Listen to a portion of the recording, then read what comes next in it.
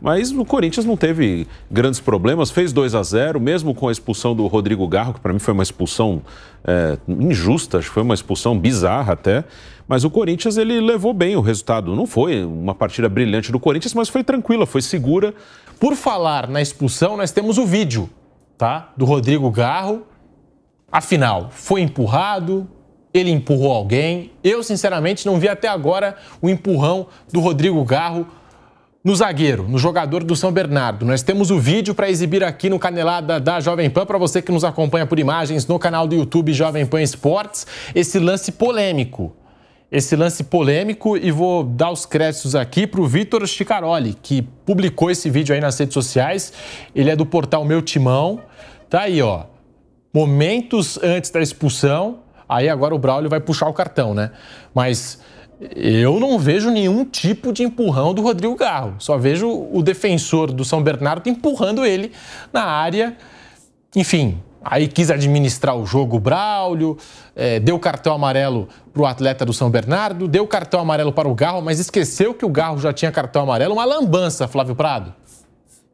Então, Pedro, o que se alegou, o que o pessoal da transmissão da partida, é que o cartão foi por simulação, que ele teria simulado, talvez tenha gritado, sei lá o quê.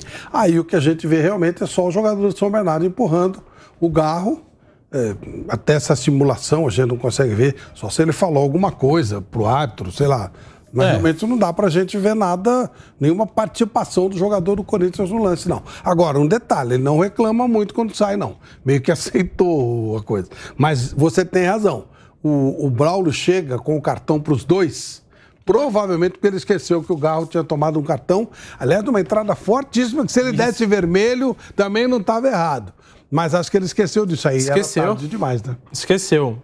Talvez, se o Braulio lembrasse do cartão amarelo que já foi aplicado, não sei se ele teria expulsado o Garro. Eu acho que não. Eu acho que ele esqueceu. Tanto que ele apresenta o cartão amarelo para os dois, dá um tempinho, e aí ele volta para, aí sim, apresentar o cartão vermelho para o atleta do Corinthians. O Braulio simplesmente esqueceu que o Garro tinha cartão amarelo. A sua análise desse lance, Bruno Prado?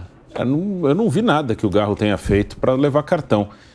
E para mim, eu já falei algumas vezes sobre isso, acho que o maior problema da arbitragem brasileira não é nem técnico. Existe o problema técnico, sim. Mas eu acho que o maior problema é a maneira como eles pensam o jogo, assim. É uma confusão, eu tenho que dar cartão para os dois. Não tem que dar cartão para os dois, tem que dar cartão para quem fez alguma coisa. Assim, é o tempo inteiro pensando em administrar o jogo, pensando assim de uma maneira, como é que eu vou controlar o jogo? Não é para controlar, é para apitar, é para aplicar as regras. Viu uma falta, marca a falta, foi mais violenta, dá um cartão. Não tem que ter essa coisa assim, vou dar cartão para os dois. Tem uma confusão lá, vou dar cartão para um para cada lado. Não, você dá cartão para quem fez alguma coisa. Eu acho que esse lado, até a maneira de pensar de como fazer a arbitragem, isso é de muitos árbitros brasileiros, é pior do que erros técnicos, porque todos eles sabem a regra. Eles podem errar, enfim, mas eles sabem a regra. Eles são árbitros que estão apitando jogos de primeira divisão. O Braulio da Silva Machado é um árbitro FIFA. Eles sabem a regra, mas o problema é essa coisa que gera insegurança, é muita preocupação em querer controlar, administrar. Tem árbitro que marca 1000 faltas no jogo para facilitar o trabalho dele. Ele não está lá para facilitar o trabalho dele. Aliás, o ideal é que as pessoas nem saibam o nome dele. Devia ser anônimo, não sei quem é, não interessa. Eles se preocupam muito, eles não são protagonistas do jogo. Eles não têm que se preocupar como é que o meu trabalho vai ficar mais fácil. Não, tem que aplicar a regra e pronto, acabou. Eu acho que esse lado meio que emocional causa uma insegurança no árbitro e eles se preocupam muito em administrar do que em apitar, em aplicar a regra. Isso é muito ruim. Isso muito provavelmente é orientação, né? Má orientação. Os orientadores do futebol brasileiro, eles são muito fracos, muito fracos. E sem contar também, toda profissão você precisa pegar macetes, você precisa, né, você tem que ter o seu jeito de fazer a coisa. O jeito que eles fazem não é se impor, é essa coisa de procurar essa administração, como o Bruno citou. Isso eu acho que tem muito a ver com essa formação, ela é muito frufru a formação, sabe? Pode parecer doideira, mas você sabe como é que era antes? Como é que os árbitros apareciam, Pedro? Eles eram da várzea, E o couro comia. Mas lá não funcionava, tirava o árbitro e tal, não sei o quê. E quando eles começavam a apitar, eles iam apitar jogos na penitenciária. Campeonatos internos, dos presos e tal. O ambiente não era fácil, né? Era uma coisa... Hoje os caras são preparados apitando jogo de mamadeira e chupetinha. Crianças de 7, 8 e 9 anos. Sabe? Então são árbitros crus. Eles não têm um macete do jogo. Eles não entendem o jogo. É uma coisa muito curiosa. Eles não conseguem, eles não têm a leitura do jogo, sabe? Da malícia do jogo. Porque todo esporte tem a sua malícia. Claro que tem. Né? Uma coisinha. Toda profissão tem uma coisinha a mais, tem os macetezinhos que você vai pegando. Mas esses árbitros eles são muito crus. Eles seguem cegamente as orientações de orientadores que são teóricos e fracos, né? Que também não tem essa compreensão. Então não adianta, você tem atletas, você não tem árbitro, né? Você não tem o cara com essa vivência para poder apitar um jogo de futebol. Eu cheguei a destacar isso no começo do programa. Nessa fase da Copa do Brasil não tem VAR. Então o Braulio da Silva Machado apitou sem o auxílio do assistente de vídeo, que para muitos árbitros, hoje em dia, principalmente aqui no futebol brasileiro, é um complicador. Não deveria ser, mas acaba sendo, né? Porque se o árbitro, com o VAR, com a assistência do vídeo, já fica todo embaralhado lá, todo confuso, se perde nas marcações, sem o VAR, então, fica ainda pior. Porque tem árbitro que deixa, às vezes, de apitar jogo para se basear no vídeo. Muleta, usa como muleta. E isso que o Bruno destacou também é verdade, é do futebol brasileiro, isso do árbitro querer administrar o jogo. Tem árbitro que muitas vezes ignora certos tipos de falta, de lances durante o jogo, faz vista grossa, deixa passar e, de repente, está ali apresentando um cartão amarelo para controlar o jogo. Por nada, às vezes uma discussão ali, um agarra-agarra na área, como foi esse caso do Rodrigo Garro. Então, às vezes tem uma exigência... um grau, acho que de rigor, com alguns tipos de lances que não são assim tão fundamentais para o jogo e outros são completamente esquecidos. Tem até um lance do Fagner que eu também citei que eu acho que foi completamente esquecido. Foi uma cotovelada do Fagner no Silvinho, se não me engano. Também está sendo muito debatido nas redes sociais. Eu acho sim que era para cartão vermelho para o Fagner, lance desnecessário. Mas nisso aí do Rodrigo Garro, tá aí, até a imagem, ó, para você que nos acompanha no canal do YouTube Jovem Pan Esportes. Para mim, o Fagner entrou de maneira desnecessária, com esse cotovelo aí no rosto do atleta do São Bernardo. O Corinthians já vencendo por 2-0, não tinha a menor necessidade de fazer isso. E ele dá essa cotovelada quando o jogo já estava 10-10, né? Então, enfim, deixou passar. Mas quando é para controlar o jogo, aí vale cartão amarelo, como foi o caso do Rodrigo Garro. Antes da opinião do Bruno Prado, break na Rádio Jovem Pan, voltamos com Canelada aqui na Rádio Jovem Pan. Seguimos no canal do YouTube Jovem Pan Esportes. Bruno Prado tá aí, até pontuando que a gente teve Porto e Arsenal agora pela Liga dos Campeões da Europa, um jogo que é difícil para o árbitro apitar. A gente vê, geralmente, esse tipo de jogo em Libertadores, vai trazendo para o nosso contexto, Liga dos Campeões lá, para a gente seria Libertadores. Um time fazendo muita cera, que era o caso do Porto, fazendo muitas faltas, e o árbitro nessa, né? Que eu tenho que controlar o jogo. Só deu 3 cartões amarelos, num jogo que teve 90 minutos, mais a prorrogação, e um jogo que o Porto tentou picotar a todo instante e controlou muito bem a partida, né? Não teve isso de ficar apresentando um cartão amarelo, conversar com o jogador, como a gente vê aqui no futebol sul-americano, Bruno Prado. E de marcar muitas faltas aí, eu também dou um exemplo de um jogo de ontem que foi na Libertadores entre 2 brasileiros, entre Bragantino e Botafogo, com a arbitragem de um colombiano, do Vilmar Roldan, que é até um árbitro que já fez algumas bobagens bem grandes, né? Mas é um árbitro bem experiente no gol do Botafogo. O jogador do Bragantino, ele cai no chão porque é aquela faltinha marcada por árbitros brasileiros. O jogador do Botafogo encosta, sim, no jogador do Bragantino. O Hugo encosta no Lucas Cunha. Mas não era um toque, um contato suficiente para derrubar o jogador do Bragantino. Mas ele sente que alguém encostou nele, aí ele cai. Porque normalmente os árbitros brasileiros marcam essas faltinhas. Aquela faltinha, vamos controlar. Se eu deixar seguir pode dar confusão. Não foi nada. O Hugo encosta, mas não é o suficiente para derrubar. O jogador do Bragantino cai. Aí o Hugo do Botafogo pega a bola, faz a jogada e sai o gol do Botafogo.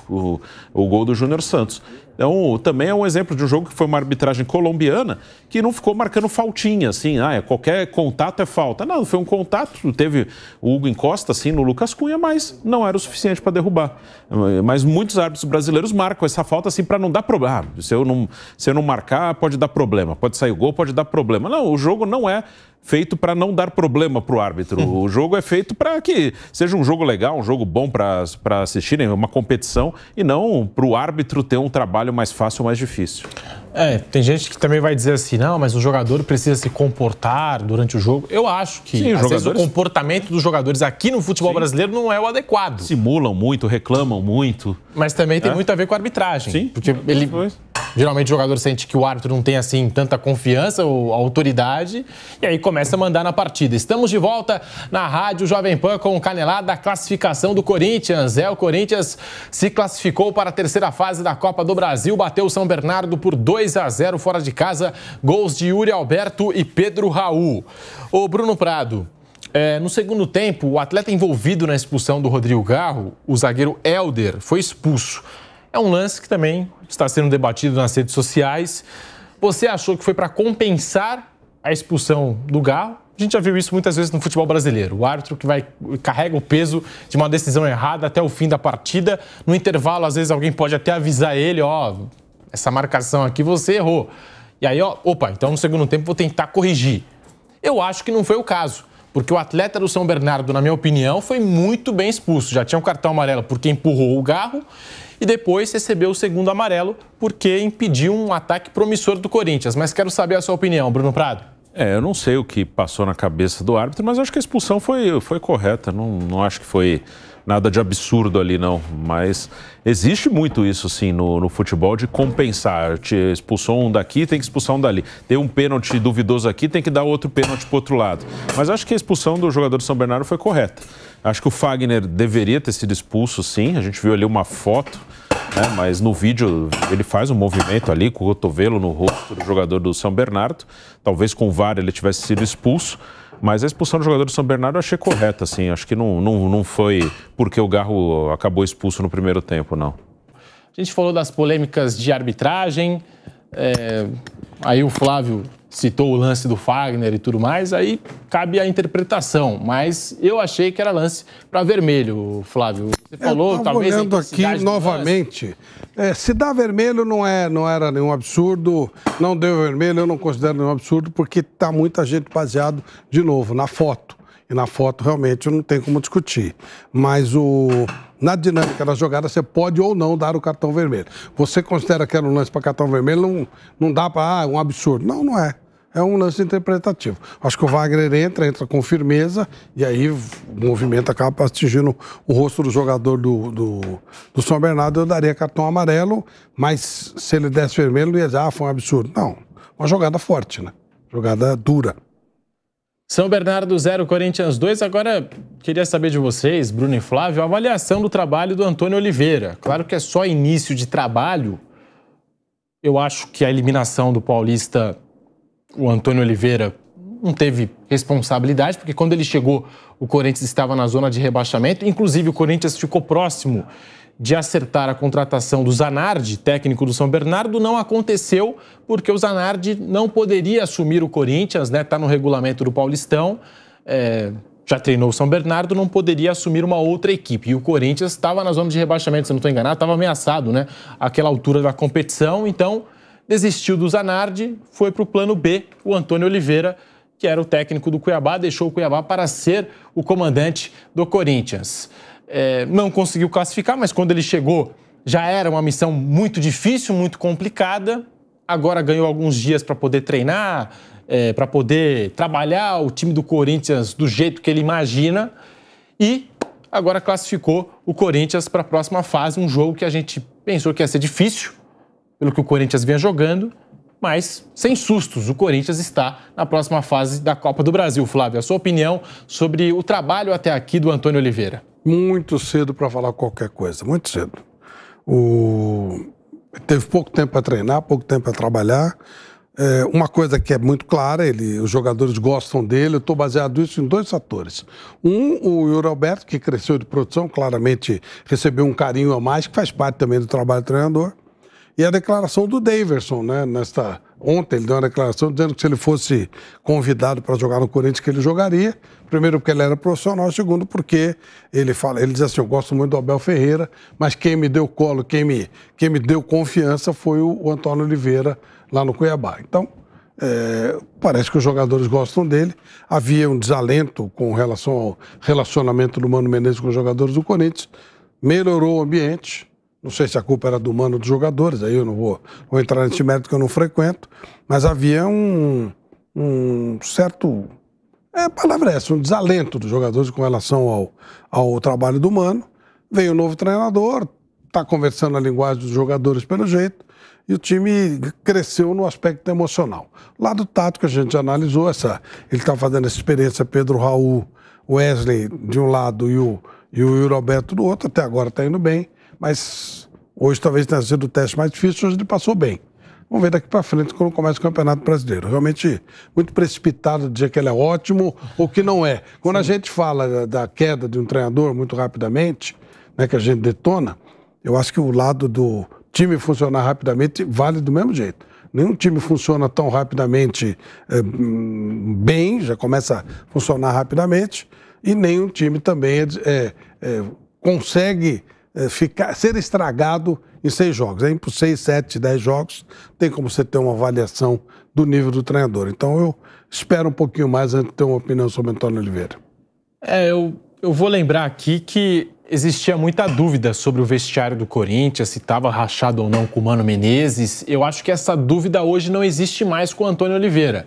Ainda assim, para você, Bruno Prado, já dá para fazer algum tipo de avaliação em cima do trabalho do técnico português, jovem técnico português, né? Ele chega ao Brasil para fazer um estágio e para, mais do que um estágio, ele foi assistente do Gesualdo no Santos, né? E dali ele vai ser assistente do Paulo Autuori, né? No Atlético Paranaense, depois ele acaba assumindo o Atlético Paranaense de maneira principal, porque o Autuori assume como dirigente, aí ele vai para a parte do campo. Cuiabá, aí Curitiba, acho que antes, né? Cuiabá, Curitiba e voltou Cuiabá. Cuiabá, Curitiba, aí Cuiabá de novo, agora Corinthians. Então tá aí a trajetória. Ele também chegou a treinar o Benfica B, lá em Portugal. Aí, como eu disse, teve um estágio aqui, um estágio ali, foi assistente do Paulo Autuori, do Gesualdo Ferreira, que para muita gente é o grande professor dessa escola portuguesa, né, o Gesualdo Ferreira. Ele foi assistente do Gesualdo na época do Santos e também um pouquinho antes nos outros times que o Gesualdo trabalhou. A sua avaliação, Bruno Prado, aí do trabalho dele, o Antônio Oliveira, que só está aí em início de trabalho, mas torcedor do Corinthians está empolgado com o Antônio.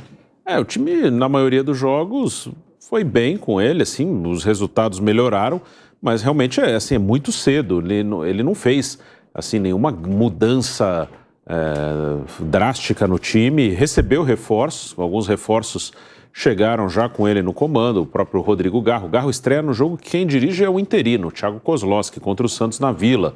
Aí chega o Gustavo Henrique, que está formando uma boa dupla com o Félix Torres, o próprio Pedro Raul, o Mateuzinho chegou depois. Então o time foi se modificando, foi recebendo alguns jogadores, mas até agora ele está fazendo o dele, assim, no que dá para avaliar um trabalho muito curto, a amostra ainda é muito pequena, a eliminação no Paulista não está na conta dele, claro. Quando ele chegou já era muito difícil a classificação, o time vinha de 5 derrotas consecutivas, mas até agora vai fazendo, acho que o que é possível pelo tempo que ele teve de trabalho.